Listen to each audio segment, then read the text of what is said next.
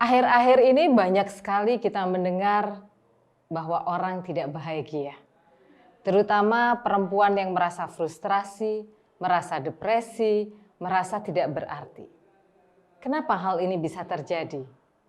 Coba kita tanyakan kepada diri kita masing-masing. Apakah dalam kehidupan kita sering kita mengukur kebahagiaan dengan membandingkan orang lain? Seringkali kita melihat bahwa ketika orang memiliki satu jabatan, memiliki sebuah kekayaan, memiliki pendidikan yang tinggi, memiliki status sosial yang tinggi, itu adalah nilai kebahagiaan. Disinilah seringkali kita menjadi terjebak bahwa sebenarnya ukuran kebahagiaan bukan berbentuk atas materi ataupun status yang kita dapatkan.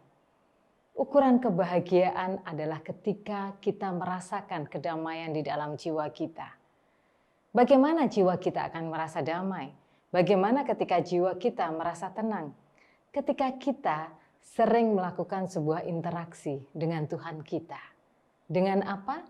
Dengan kita bersyukur, dengan kita mengikhlaskan. Maka di sanalah kita akan bisa menemukan tanda-tanda kasih sayang Tuhan kepada kita. Bukan sebatas pada kita ibadah, kita ke gereja, atau kita ke masjid, kita sholat 5 waktu, tetapi ketika hati kita tidak bisa memaknai adanya Tuhan, hati kita akan tetap kosong. Karena bersama dengan Tuhan adalah ketika dalam hening, dalam tenang, dalam sendiri, dan berdialoglah.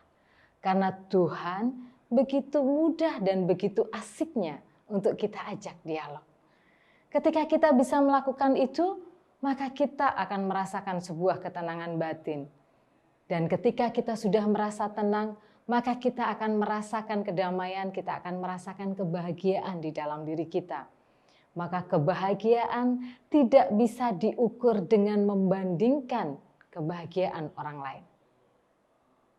Sehingga mulai sekarang, yuk kita perbaiki hubungan kita dengan Tuhan kita.